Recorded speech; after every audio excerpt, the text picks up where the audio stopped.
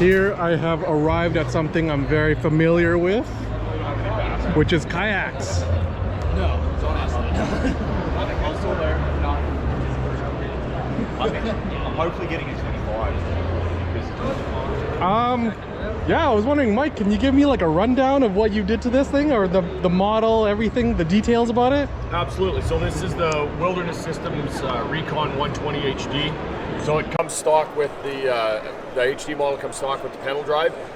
So actually just the other day I just rigged it up. So obviously sonar is a big thing for all of us kayak fishing. Yep. So Wilderness Systems got a through hull wiring kit. So with that, I'm able to run my transducer wire and my power wire right inside, so my battery sits up. That's a really good wire, like a through hull wiring kit. Yeah. I actually got that same one I used on my kayak. Yeah, and then on the Wilderness Systems, you can see these little tracks here.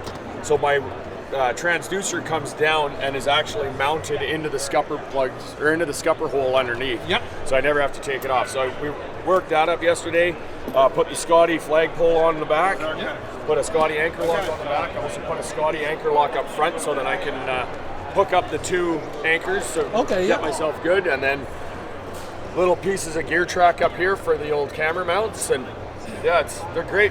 Absolutely fully customizable. It's a great sturdy boat. And the nicest thing about this boat too, my son's short, so I love that feature. It slides up so much, and there's very little room that little kids can hop in this and pedal it around, whereas a lot of the other ones, they don't slide up enough for a pedal drive boat for a kid. That's right, yeah. No, it's a great boat. Yeah, fantastic. I absolutely love the color too. You just got this one? This is the one I have this year, yeah. I love the color. I've also got the aqua, the bright blue one. Yeah. So for me, it was a no-brainer to go with the bright ones. Ben and I go out fishing a lot, so he's going to be in one of them. I wanted two bright boats so he can see me and I can see him on the water at all times. Yep. So. And how much does a boat like this retail for? So this is one of the few that you can buy.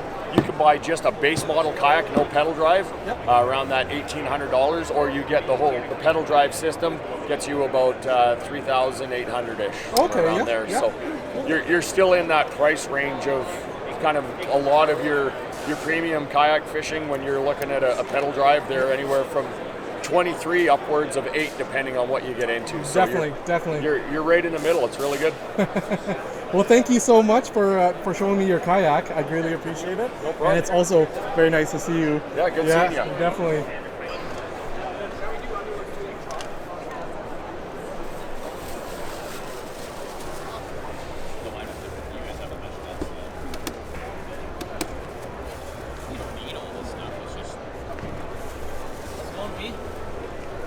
Oh, very nice to see you again. It's been so long. It's been like over a year, man. Yes, it's been so long. So can you tell me about your kayak, like everything that you've rigged up on it and what you've done, how long you've owned it? Yeah, so this will be my third year for the open water season for this boat. This year I've added my the Yak Attack Black Pack Pro with lots of accessories. So I'm here at the Edmonton Sportsman show, doing a seminar at 12:30 today, showing all the reason why I've got all these accessories on the boat. So I added this year, put the tether turret tubes on the Black Pack Pro. So if I got big rods, lots of tackle, on my rod I can rotate them back so they're out of the way, not hitting other rods. I got all my gear track on it as well too, with my Omega Pro rod holders, so that I can hold my fly rods as well.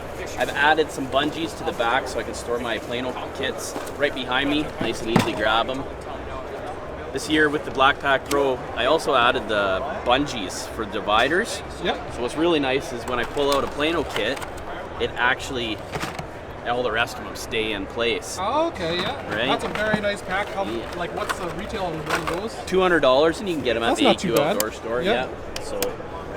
So yeah, I got my my standard Chinook PFD, Last year I added also my the cell block from Yak Attack. The cell block's nice just because I can take it from boat to boat. Yep. Super handy. And I also added this little groove fishing lure holder, which is I highly recommend. Anybody should have those just to put their lures, stage their lures on. So on this side too, we got the Omega Pro, of which I've added an 8-inch dog bone so I can get it closer to the inside of my boat while I'm sitting and paddling. Yep. And the double header to hold my paddle. So if you guys are getting interested into paddling, I highly recommend a quality paddle like this Bending Branches Carbon Angler Pro. It's a high-end paddle and it's so efficient on the water. I really, really enjoy that paddle. So also here I've got my tight line anchor.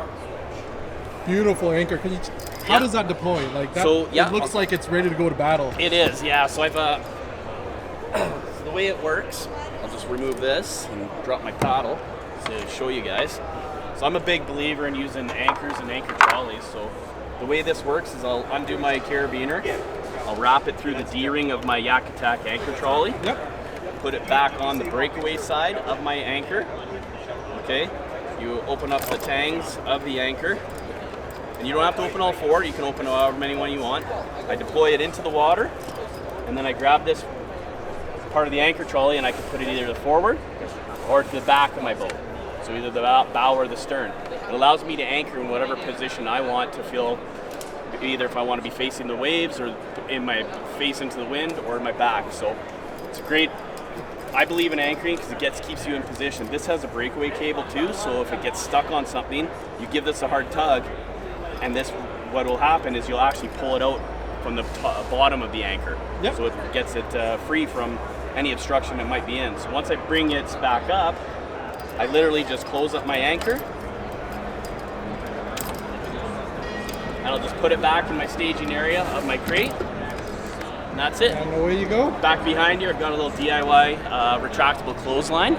So when my anchor line comes out, it automatically just feeds it back in. I really like that. I like that idea. So you're an innovative guy. yeah. So and then of course the leverage landing net by Yak Attack is nice. I leave it in the crate, fold it down. When I want to pull it out, it just nicely locks into place. Yep. And you got lots of leverage. So it's a big basket, big fish, and it's rubber, of course. So.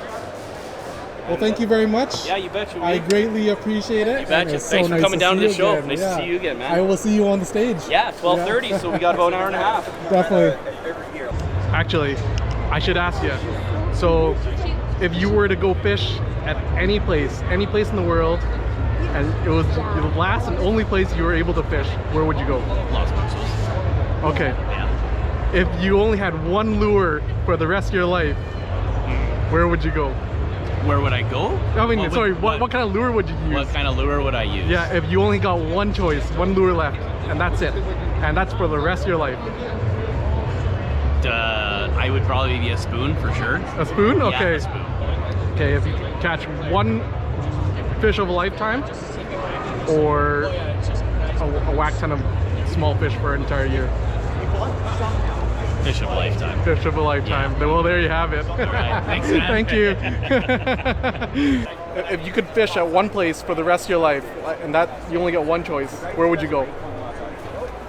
Only get one place to go fish. Yeah, for the rest of your life. Where would you go? Anywhere in the world. Honestly, Yeah. Open Creek Dam. Open Creek Dam. I don't even know where that is, but it sounds very, very good. West of Rimby, that's where we hold my dad's memorial. Oh, okay. It's a stock trout lake. It's a beautiful campground there. Yeah. It's absolutely beautiful. I love it there. We go 5-6 times a year camping there and fish. I love trout fishing. So. And at least there, I know if I go there, my family's with me. So. Yeah. And then if you had to fish with one lure for the rest of your life, what would it be? One lure? Yep. Len Thompson Green Frog.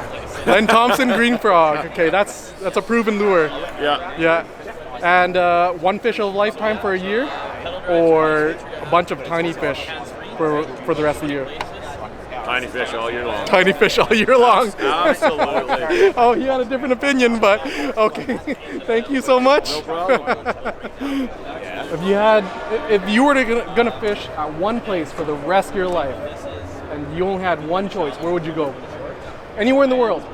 Anywhere in the world? Probably back to Australia chasing GTs. Australia. Okay. That's a pretty good one. I'll put that one on my bucket list. And then if you had one lure for the rest of your life, what would you choose? And you only get one. One lure for the rest of my life? Probably my CST. What's that? You have it on you? I do, because I like buying them. Let's see it. I've got 4 of them. Where are we? Nice. Oh, CD contact. so CST. Yeah. They're just a booth there. Okay, so we'll check out this booth later. Very, very nice. What is this? A jerkbait? Yeah. Yeah. Jerk crankbait. Super really good on bull trout and brown trout. And they work really well on walleye. Okay, yeah. I'll check it out. Last question. What was my last question again? Tiny fish for the entire year or one fish of a lifetime Tiny fish. for the rest of the year? Tiny fish for the rest of the year. Tiny fish, because the tiny fish can take you to some amazing spots still. Okay, that makes sense. Thank you. And what's your answers to those questions? Oh, that's a good question. Okay, so if I had to fish one place for the rest of my life, oh, that's tough. Probably Vancouver Island, Chena Marina, Vancouver Island, or Sunshine Coast, BC. That's definitely my area. If I was to fish one lure for the rest of my life, that would be honestly, the most proven lure of all, I think the 5 of Diamonds from Len Thompson.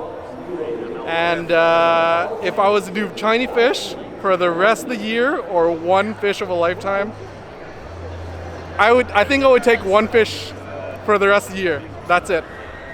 But it has to be a fish of a lifetime. Well, that's because you don't catch a lot of fish. I don't go fishing enough, but